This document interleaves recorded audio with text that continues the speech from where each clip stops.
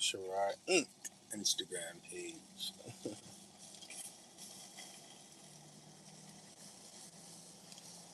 Sherrod Natural, actually. So we got Sherrod Inc., Sherrod Natural, and then URLive Podcast and Radio. Syndicated um, on all the socials. Now let's get the groove started.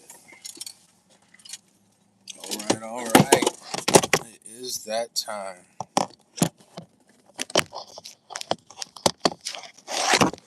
I did a midday meditation recently, and it was a vibe in the middle of the day, and people were tuning in. And I thought it was not only a great thing, but something I wanted to continue to do more frequently. So I'm going to do just that in this moment. And let's get the flow started.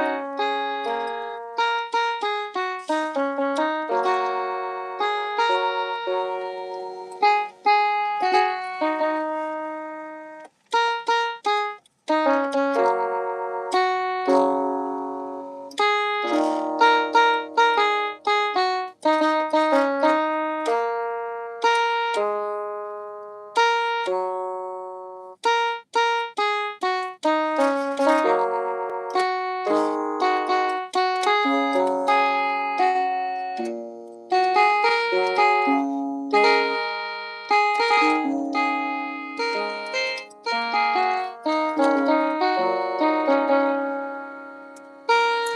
rise and shine. Thanks for tuning in. Welcome, welcome, welcome. That was a morning jam, morning groove, morning vibe to get the flow started. And salute, rise and shine, YouTube. See, YouTube, y'all do it every time. Y'all gas me up. I'll see just a couple of people on, and then out of nowhere, I'll just see y'all just tuned in in groups, and you just come all at once. I appreciate the love. What's up? I just got in what was a midday meditation earlier this week, but I guess this is like an early morning, groove, jam, activator, stimulator, warm up for the day. And what I like about it is starting without without any other complications, reasons, resistance, just starting the flow. Because the flow itself led to a phenomenal journal entry, uh, which led to a lot of things in other areas and progress for the day and the week. And so I can say that I actually felt and experienced the benefit of doing these meditation breaks.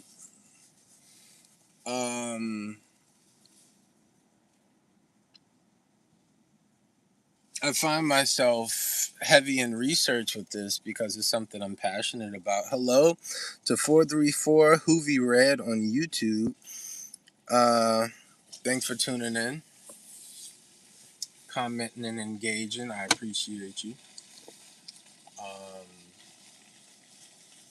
Salute and welcome to the others on YouTube that are coming through. Y'all are only confirming something, and what a great way to start the meditation, for real.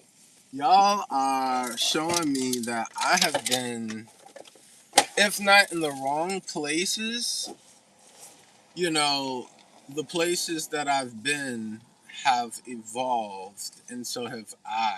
And we, may not be in alignment for this season ahead. Those are all specific details. It don't even mean that something was bad. But for the future, from this point, salute and good morning. Thanks to everybody tuning in. We have, a little syndication going on. Natural got some love. Thanks for tuning in and YouTube. Yeah. Hoarding. Is anybody familiar with hoarders, hoarding, what that looks like? It is a subject that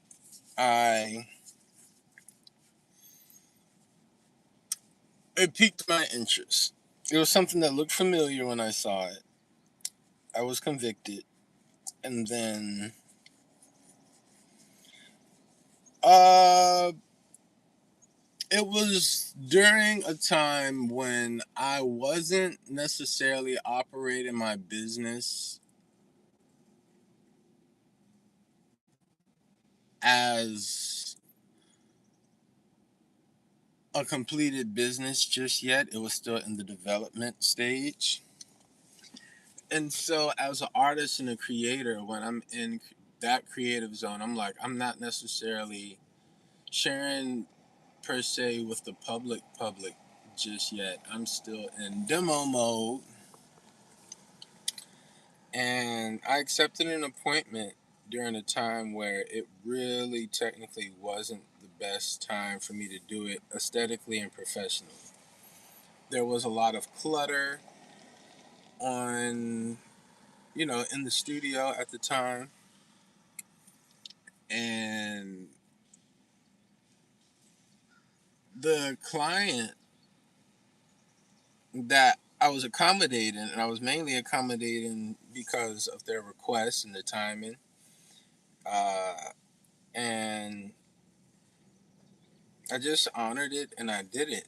And I'm thinking that I'm doing them a service by just being available, but then the environment for that day may not have met their standards. And so they made a comment that, um, you know, it struck a nerve. And I followed up after the fact and communicated. I was just like, hey, I just want to say you did nothing wrong. I just want to circle around and have a conversation with you. I said, you said or did nothing wrong, but you made a comment about, basically how my studio looked at the time of your last appointment.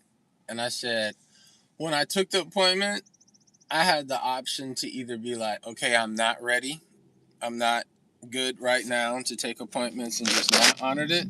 Or I could have overextended as I did to just try to accommodate you and, basically took the appointment but didn't have the shop in the condition that it should have been in. Now, why was the shop not in its best aesthetic shape? Well, from a perspective, one could say hoarding. And then I've gone deep into just my own meditations with hoarding and just trying, just understanding it. And what I would say from my end of it, if I were to be put in that category, it is a bunch of incomplete seasons. In terms of maybe trying to understand what the world and the psyche of a hoarder.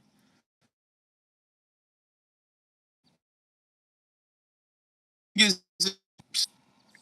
Um, so for me, incomplete seasons, I set a goal when I set out into the world. I know my objective, and it's really this podcast and to operate in this capacity with you all. So thank you again for tuning in. But when you have something that you're pursuing, in my case, I have a lot of side hustles and talents that, are in place were in place, are in place to support my main objective, which was at one point coming out to LA and doing the audition life and just doing just that, getting what I get. And it's been a while since I've been on that audition TV and film path, and I've been working the jobs and just living and just figuring out this next season and chapter. And it's interesting when life gets rough and in transitional seasons, there's always this idea of storage and maintaining and preserving and keeping, all of these. For me, it's not just side hustles. Each side hustle almost has a different identity and brand. What does that mean? Well, if I'm out here and was doing just commercial modeling, music videos, TV and film, some background. Sometimes you get bumped up, just on camera talent, basically. And, and the things happen from the strikes to the COVID pandemic breaks to hell, the Diddy case just shaking up the industry and them remixing and coming up just remixing everything. All of that stuff impacted and affected work, believe it or not. A very seasonal, very, on off sort of industry. Anything can just really impact work. Politics, like anywhere else. Um, with that being said, you have your primary and code switching there, and then side hustle, identity, barber. I'm a barber in that whole world, which has its own setup. And then um, artists, both musically and then visual artists. They have their own kit. They have their own wardrobe, outfit, uniform, that whole thing set up. And what happens when all of these different identities and booths and setups are no longer active? And then how is holding on to all of that um, going into a new season? Uh, it's weird. It's like you live in the real world and then you have your experiences and you see that entrepreneurship might be the only way. And then you do entrepreneurship, and entrepreneurship is a whole thing in itself, and it's not always consistent. Um, and so I would find myself,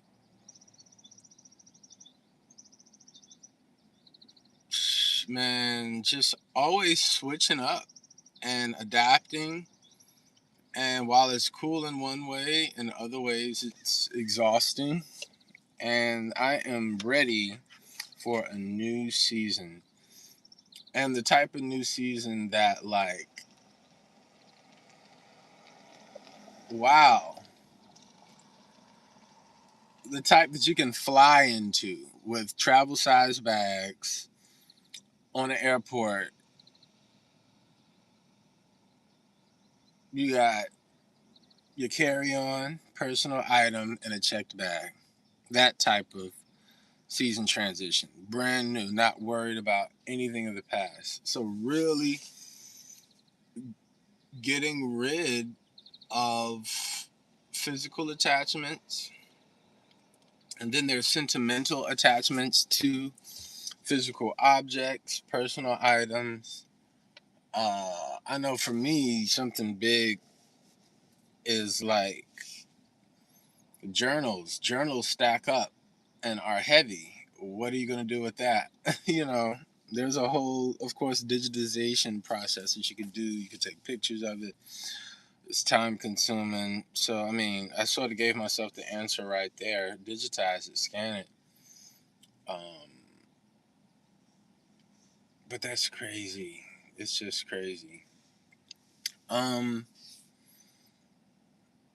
Hoarding. What does have sentimental value? How many of y'all have like a home? Like you have home and then there's home.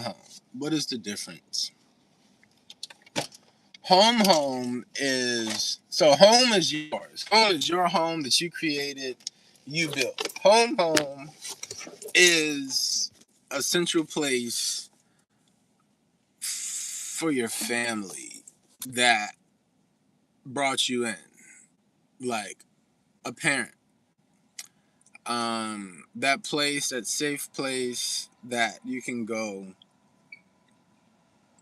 away from the rest of the world, uh, and be nurtured by a parent.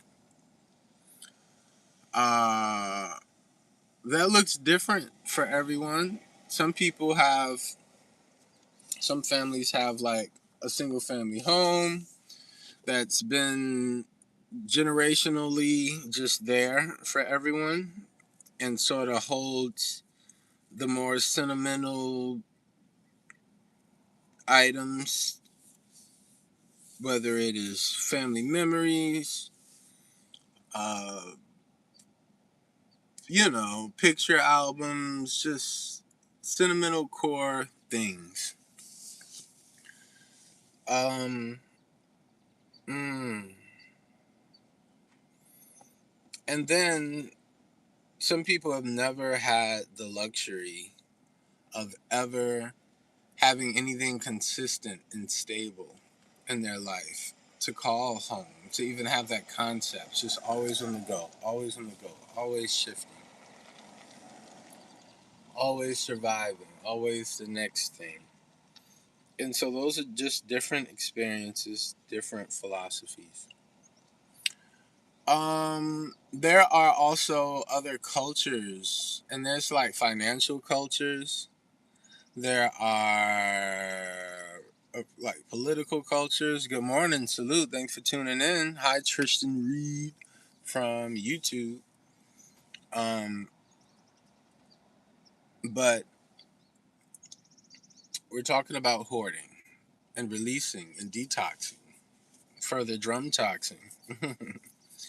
Drum toxing is a concept that I have been developing, and it is just that detoxing through drums, detoxing through musical instruments, taking meditation breaks. I am preparing for July 29th, which is a show date for me. It was originally a hair show date that I submitted for that I was not selected for, but I'm still honoring that date. Wow. Hi. Salute to Mimi's Barber Beauty. And I pressed the button, so hopefully it's connecting us. Hi, good morning. One second, let me get the audio together because I can't hear you yet.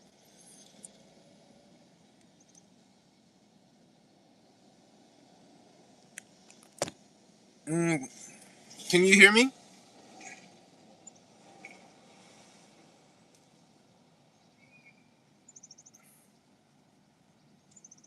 I'm so upset that I can't hear you. Why? Can you unmute your thing?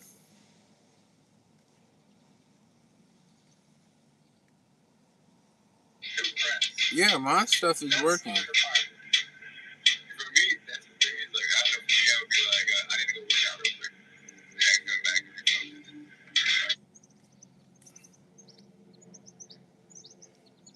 You said your speakerphone doesn't work. Okay.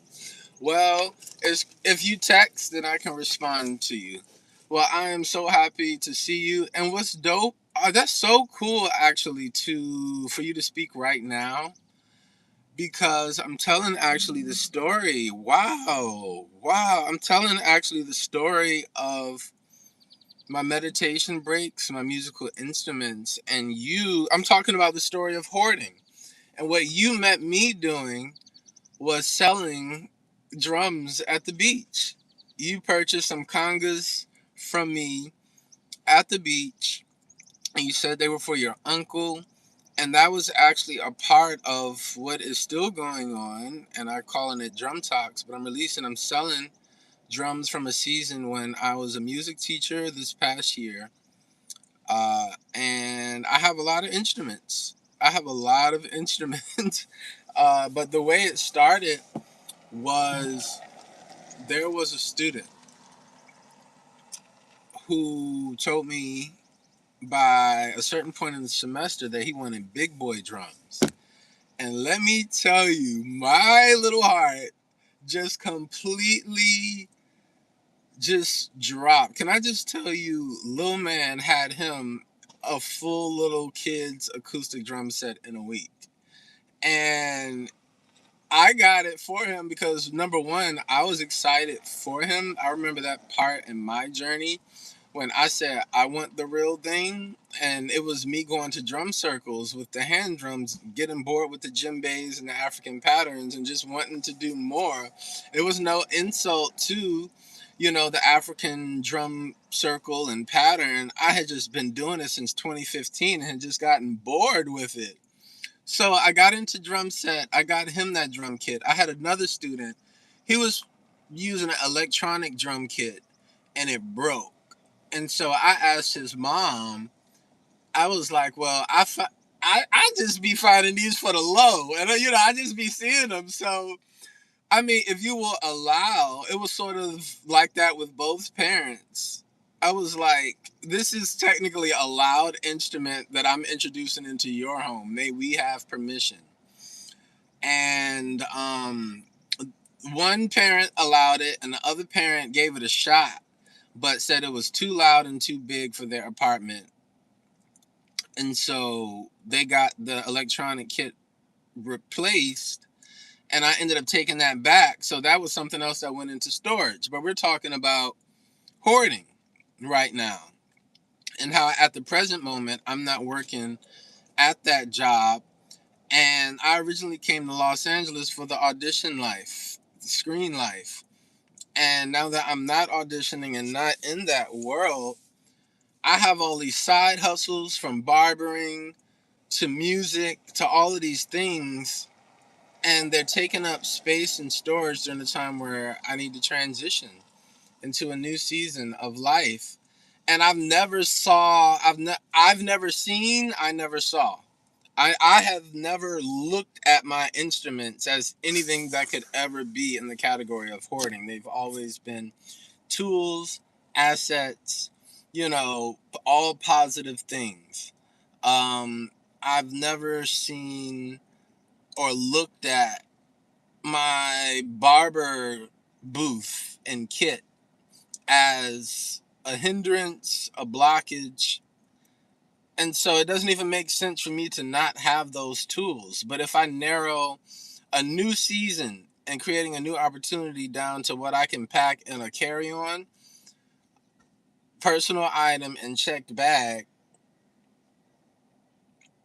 Mimi's Barber Beauty, shout out to Mimi's Barber and Beauty, hit her up for hair, LA.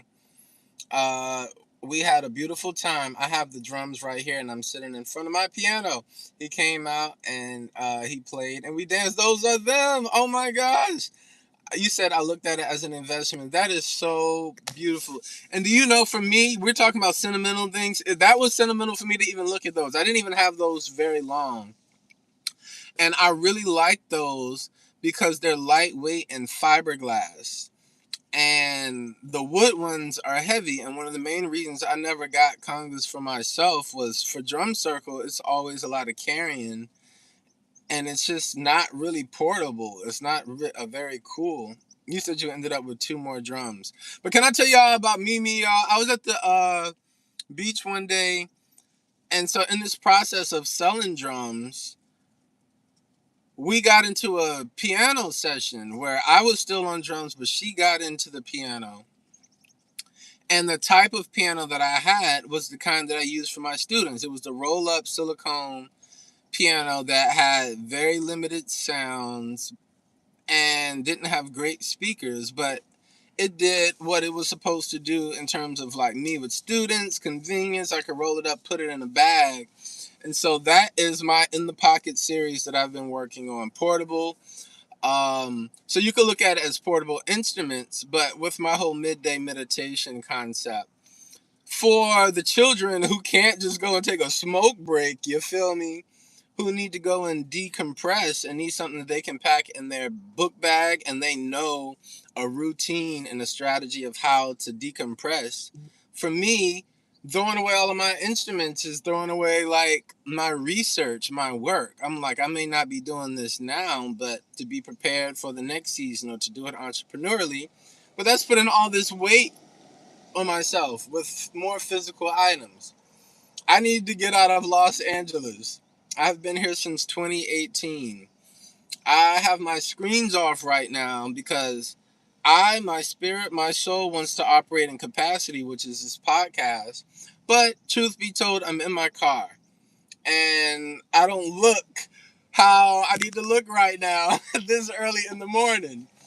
Um, and the beauty of it and my recent experience is that I thank God for this opportunity right now to do my podcast in any capacity, because this is honestly me operating in my purpose and what I really want to do and what I just do and am anyway.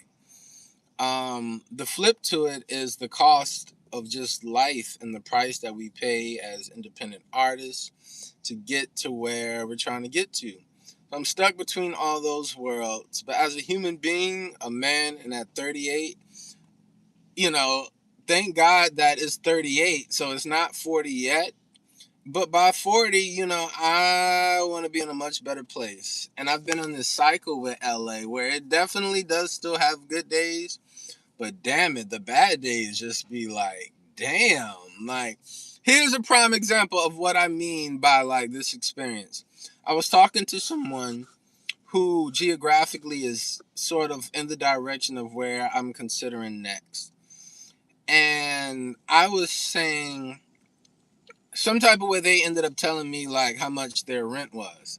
I said, you just told me your whole rent. Do you know that that is what I paid for just the book of studio? So I'm going to be transparent with y'all. I, even as you could say someone who's mobile living out of their car, or you could say homeless, however you want to put it, rented out a studio this past winter, to God the glory. And it's not something that you can live in, but it's a workspace. So that I would at least have a professional space to take clients for hair, and was building this music concept where I can do my my music art, music therapy, sound healing sessions. I'm going back to school for that, y'all. What's crazy is, y'all want to know some real shit, a journey. Going back to school homeless out of your car is a whole, I never even thought of that as a category or a button to press on, or a subject. But like, oh my gosh, what I'm doing, I just have to think about technology, Wi-Fi connections, just the basics, power, where I can pull up to, when I have to screen share, and what I'm looking like, just all things like that was why I got a studio. But I brought that up to say that what I paid for just that small studio space, 100 square feet, was this person's whole rent in a different state.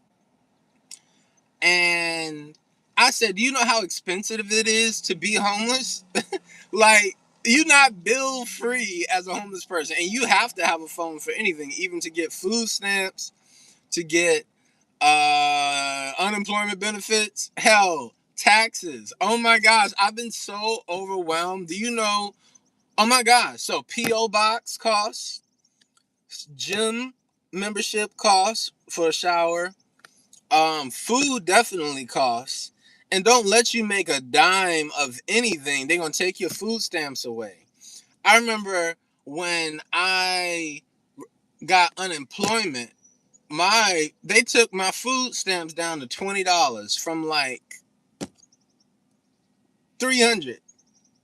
They shifted to $20 because I had any income at all. And I said, but the income was unemployment. So that weird trap game, it's like you could be homeless with well over 1,000, 1,300 plus dollars in expenses.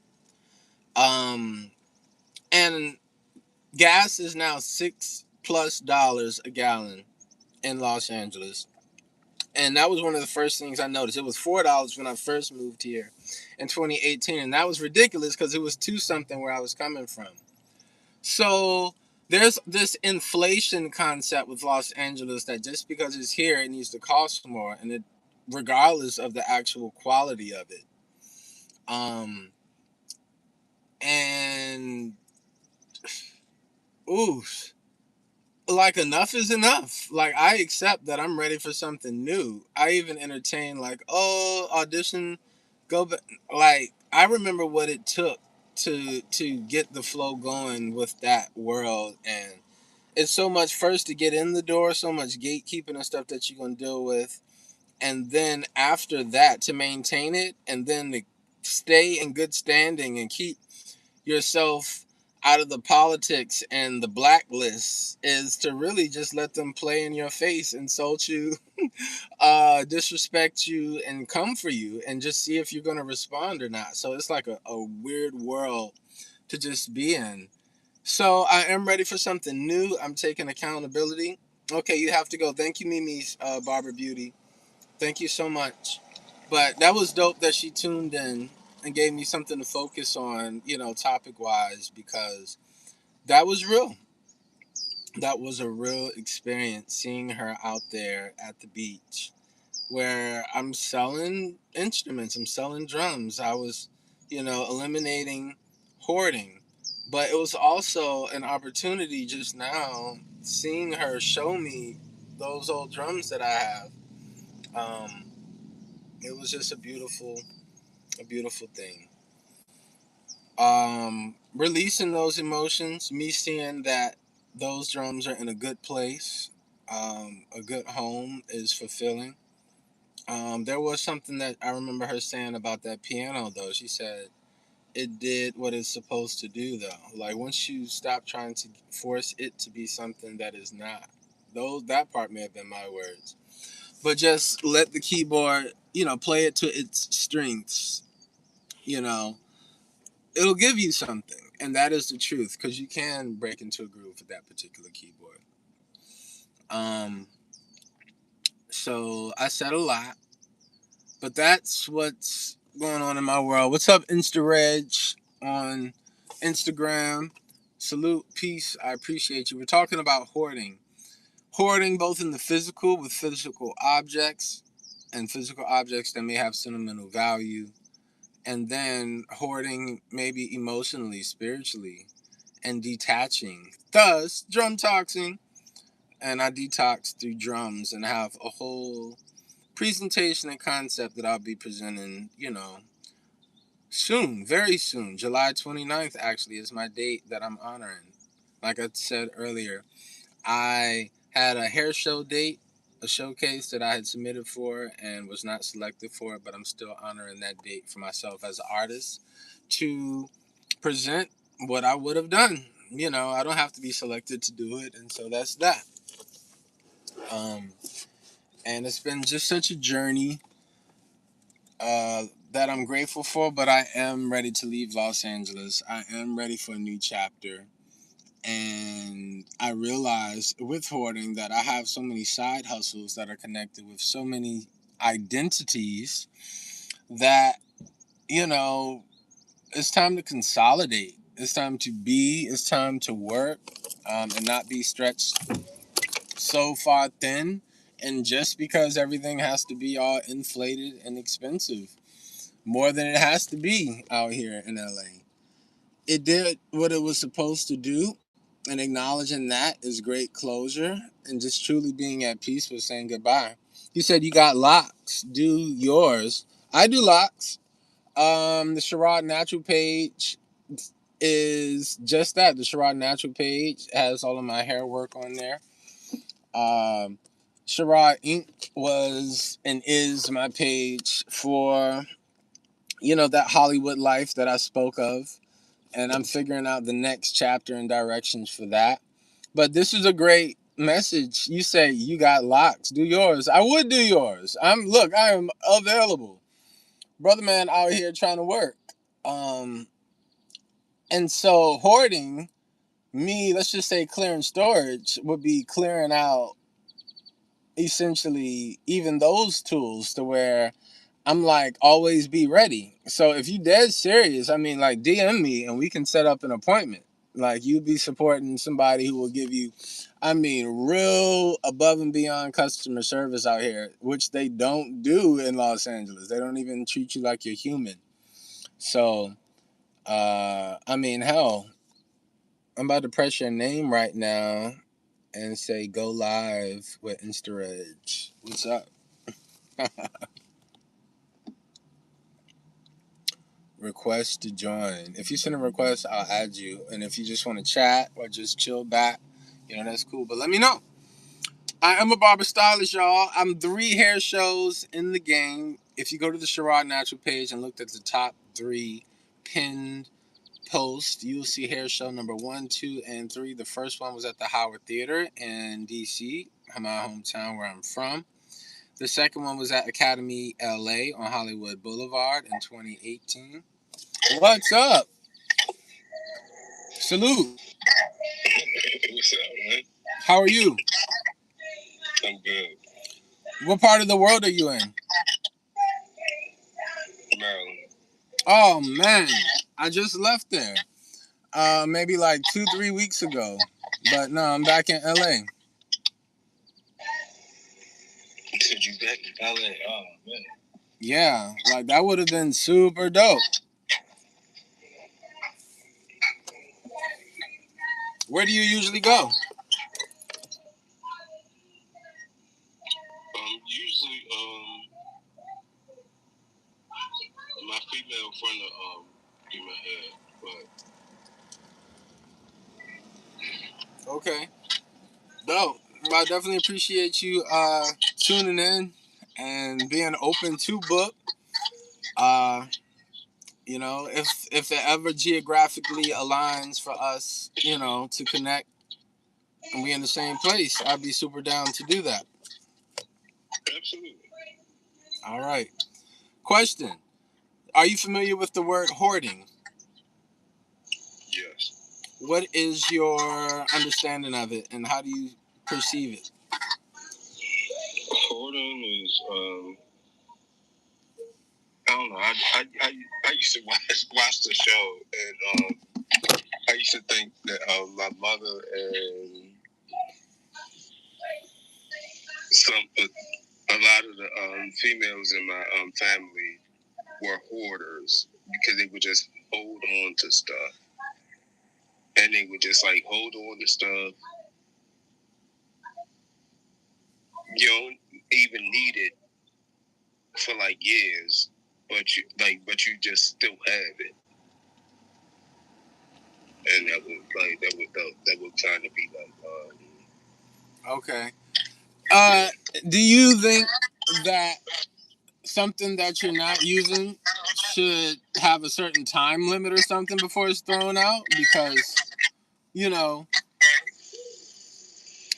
in this case, where I may not be actively like in a barbershop doing, you know, volume number of heads every day, I still have my Sherrod Natural Core set up for if only that day, you know, whenever that day comes, like in a day like this. And so that idea of always trying to be prepared, maybe as a safety net, in my case, might be where I might do it.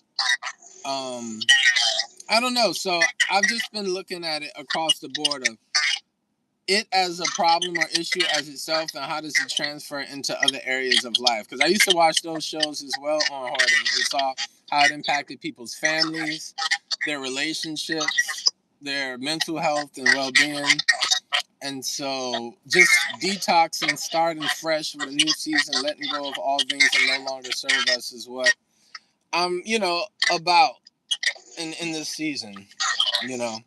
So self-evaluation. Yeah, so I feel as though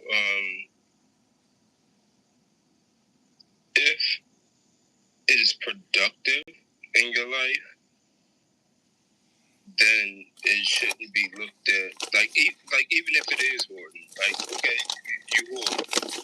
However, it's productive for you because it could potentially have something to do with with your production and what you do.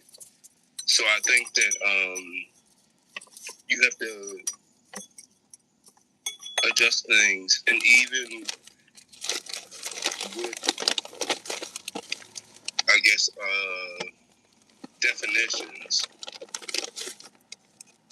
Mm-hmm. adjust it to your reality.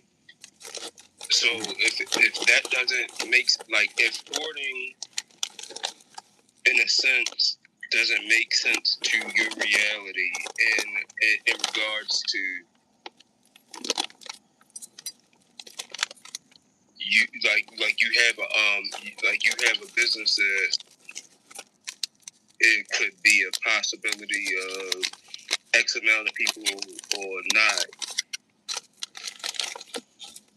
So you don't you don't so things that you hold on to, that's not what you that's not what you I'm hoarding.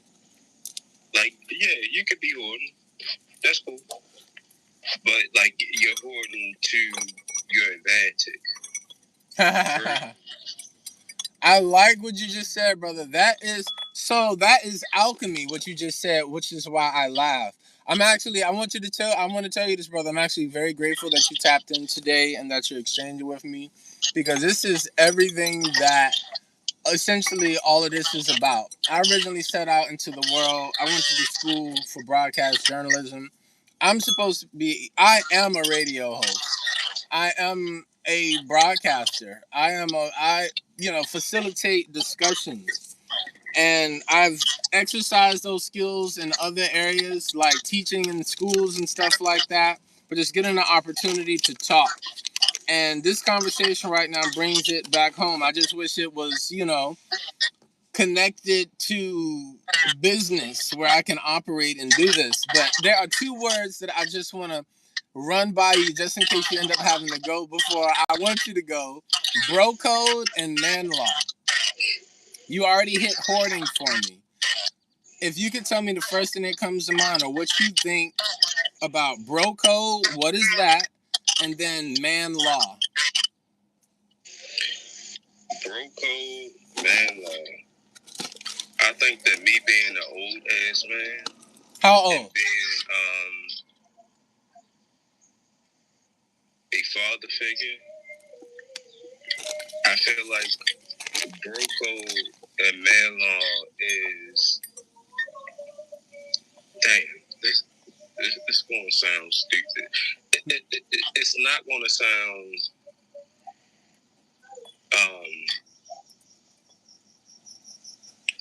however, being a man, like the actual being a man showing up in masculine energy so that feminine energy can feel protected. Okay. Is, I feel like bro code and man law. Like, I feel like how they'll say, like, oh, bro code, you don't fuck with your bro, bitch, da da da da, all that. No, I feel like when you don't present that energy to even feel like I'm going to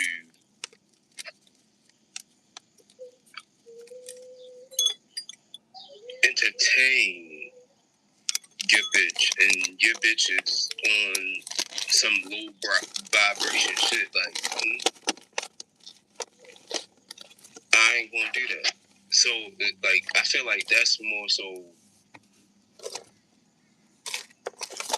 I guess, bro code or bro, like, I just feel like as a man, you just have to operate as a man. And when you operate as a man, people as a man. Mm-hmm.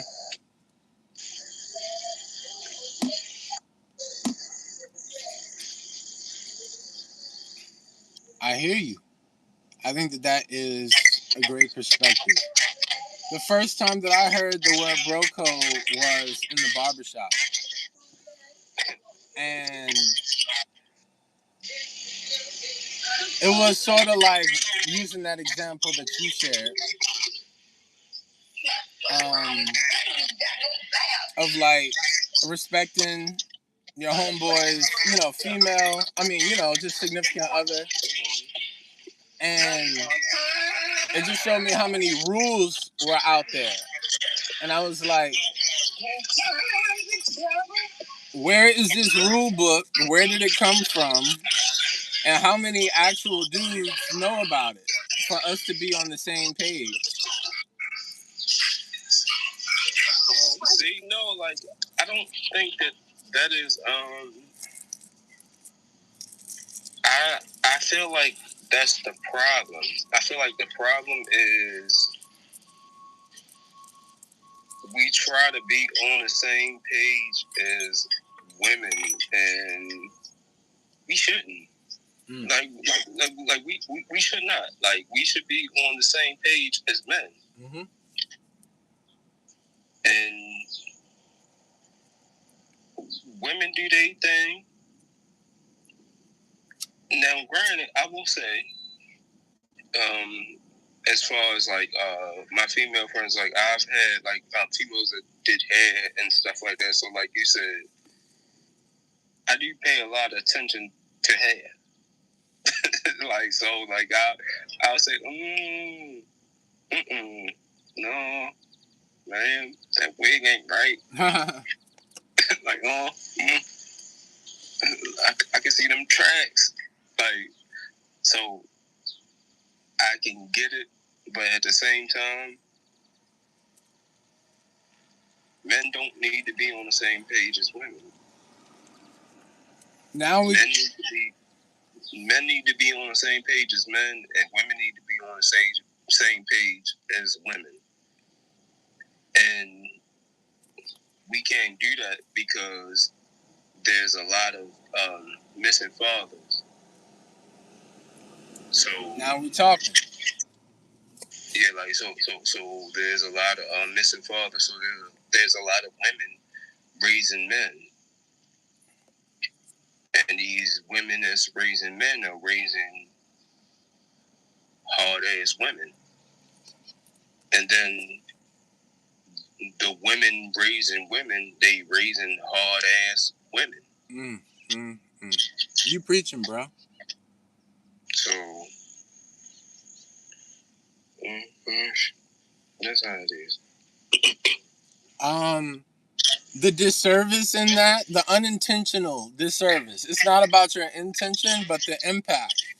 And when something like that happens, here you are. Essentially, the word, when he talked about fatherless children, the blunt word that old school used to call it was bastard. And it means child of an illegitimate marriage. And what all comes with that. But we live in a culture of baby daddy culture where it's normal to not have a father in the life. And there's a whole cycle like that he mentioned that comes with that. But does anybody ever think about this? Have you ever heard of a learning curve or even a grading curve?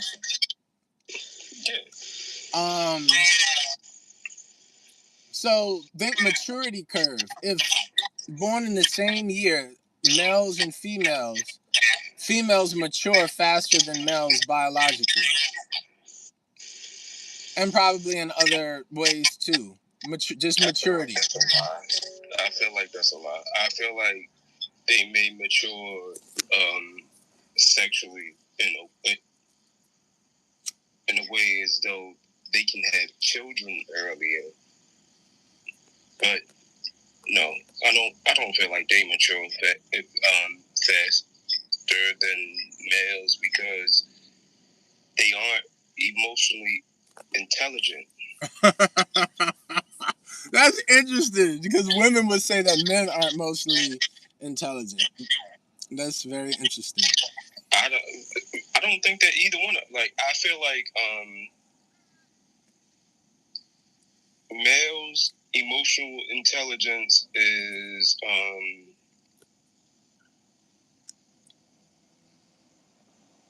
I guess by their aggression.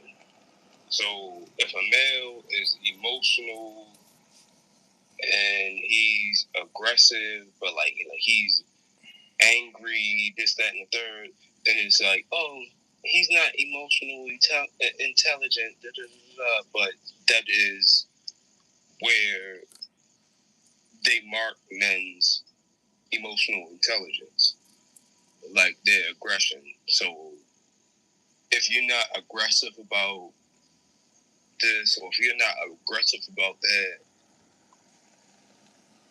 you're not a man. I love it. I gotta interject right there. That part, I think it's the deception of not instilling those same qualities and traits that you're gonna later condemn, insult, and degrade him for. You're gonna call him less than a man, but you didn't build him up to be one. And when he developed into one, you took it personal. You took the bass in his voice as a threat and disrespect when he should have the space to grow into a man. Something like that would be nurtured by a father and be protected against the mother attacking it. And I don't think people understand the attacks that you might get while all still under the umbrella of unconditional love and forgiveness. But there is some deception happening there. There's something being taken away from you in a way. And it is sort of your manhood, both by again, the absence of the teaching, the correction, the man law. You should not even know anything about bro code or man law. Um, and then again, it just comes with a cost. So the learning curve, let's just for a picture, let's just say if women are advanced in maturity or development or whatever, and by that they marry, technically older men who are more established, who have more time to meet them wherever they are by the time they are biologically ready to have children. Um, let's just say a dude who's A plus in school, top tier athletics, and has everything going on for themselves, and they just had both parents. That's like a category. And then think the person, the bastard child, or just whatever you want to call it. There's such a learning curve there, but we're all physically, we look the same, but we in different mental places, preparation places, training places. And I just think that, I don't know if go ahead. Yeah, but I feel like that's why every relationship is important. Um, as far as friendships, because a lot of times, guys look to other guys for Yes. camaraderie. Like they look to other guys for camaraderie, and they look to other guys for that male relationship that they are probably lacking at home. And honestly, it doesn't even mean that the male isn't at home. It just means that the male doesn't connect with them in the way that they can connect with. So sometimes like they'll connect with somebody and they're like, oh, okay, like this person gets me. This person. So I just think that it's different. Um, and yeah, I don't know. Oh no, I ain't perfect. No, that's so. What y'all just experienced? Y'all just experienced barbershop ASMR. This shop talk right here. This is, that place. That's why the barbershop is important to me. And yes, we live in a different era where that classic barbershop experience is not the same, where you can go and hear the OGs go back and forth and get some insight. And if you are a young brother with that absent masculine presence, that is a place where you can go and absorb that. So what y'all just experienced today is a step ahead. I've been talking about, just like they have 100 push-ups a day, taking daily reps. Fight for your reps every day. And for me, this podcast is something I've always put on the back burner, on the side, in storage, hoarding, because y'all always have to go back to work. You always got to go back to, the responsibilities and stuff. But you can get caught up in that world as well, you know. And I just want to consolidate and encourage anyone else out there to just, check up on their energy sources, their energy centers, see what is replenishing, reciprocal, and what is draining. And, if you need to detox and start a new season, then do just that. And, I'm right there with you. And there's a lot of other people out there too. Finding community is important. You could be doing all the right things, but in the wrong place. And that's what I'm learning. I've had time to develop my craft out here, but where can I be of service? Los Angeles and black culture is a whole thing. It's a whole thing in itself. Um, from just how they see us to HR and how it works versus how it's supposed to be by law, what they can get away with. Um, and then, oh my, like Nipsey Hussle said it, so nobody could be mad at this. He said, "We're trained to eliminate." Basically, he paraphrased. He said, "We're trained to eliminate ourselves." When you go down the street, you're looking for who walk like me, who talk like me, move like me. and they're in my territory, and then on the other side, like, eliminate them. And he was just breaking down the philosophy of gang culture. And I was like, wow, that transfers over just into the overall, what I perceive to be the black experience out here, except for it may not be executed the same way as gang culture, but the gatekeeping, the blocking, the camaraderie, people who just, everybody is brands. So everybody's protecting their brands, but, want to take from you, but not add or build with you. So the barbershop, Sherrod Natural, Sherrod Inc., new seasons, URLive Podcast. We're going to keep discussions like this going, moving forward. 100 push ups a day, but 10 minutes a day as well towards whatever your craft is, whatever your thing is. It may or may not be music, so a meditation music break may not be your thing. But if you are a writer or even a hardware specialist or something and want to take a field trip to Home Depot and build some shit, those are all things to consider. And so I just want to push all my creatives out there to never lose sight of your gifts.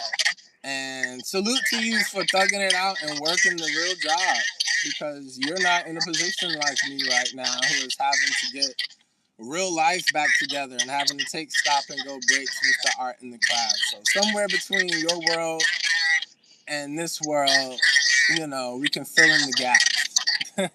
Thank you, brother. Check back in, and when we cross paths, let's get that session in. Absolutely. All right, have a good one. You do the same.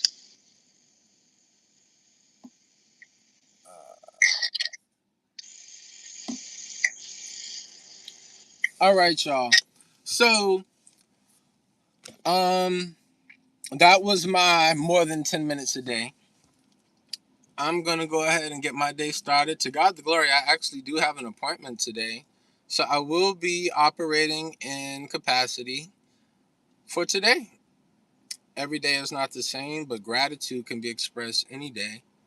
And I just had the opportunity to fulfill my purpose with my podcast, my radio show. And I'm about to go to, do my thing. And so for this day, I am grateful that I did not throw away or sell my barber kit, because of this reason. Of this reason. So that's the thing. That's the tricky part of the whole idea. Because in a new season, let's just say I'm not doing any of these things, any of these side hustles, and I need to get to Nineveh per se, like Jonah in the Bible. Um,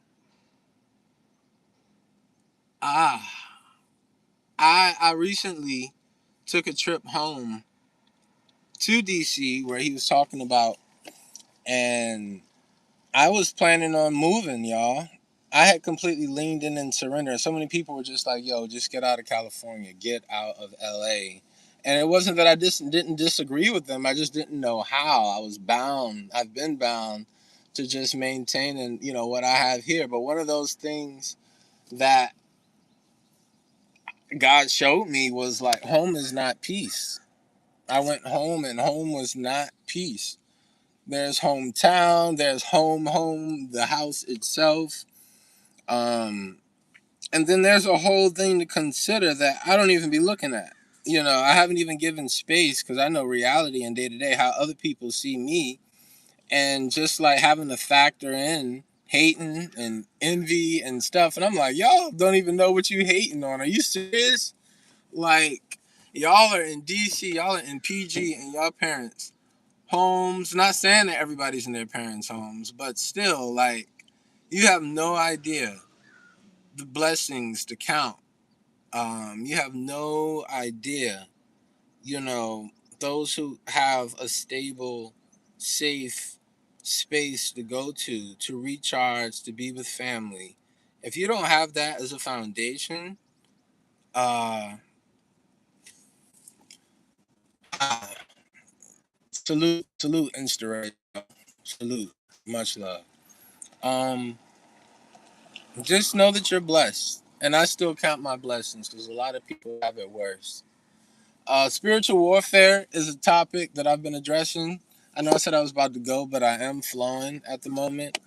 And the tricky part about spiritual warfare is sort of the part of what the brother and I were just speaking about. And I was talking about the deception of men being raised to be disrespected. Like the same woman who who you need to give unconditional love to as your mother, almost passes the recipe of everything that she can insult, and then a future woman can insult and call you zesty and bastard and absent of this and all of these things. And you're like, the whole time, like, I was raised. Like, and I don't know I'm just speaking out loud right now. Anybody could be like for themselves in self meditation. I don't know where I am on this learning curve, or I acknowledge where I am on this learning curve, or developmental curve, maturity curve. And this is not right. This is not fair. But life isn't fair. Um, life isn't fair. So, on that note, what we can say for this week, if you don't throw nothing away, just evaluate, analyze, investigate, do some inventory, some spring cleaning, season transition, cleaning. I narrate as I go, so I don't have all the answers. I'm just going with the flow, and that did sort of rhyme. It's about that time because I really do need to get started, but I am just so grateful for this moment. But I'm going to force myself to press that button now. So, URLive Radio on Instagram. I am signing out. And I'm actually going to share it, give y'all time to wake up and get into it on your own time for the day. Sherrod Natural page, Instagram, you are signed out. Share as real. Boom. You get your early morning sunrise barbershop talk with Brother Sherrod and InstaRed of Instagram. YouTube, I'm signed off.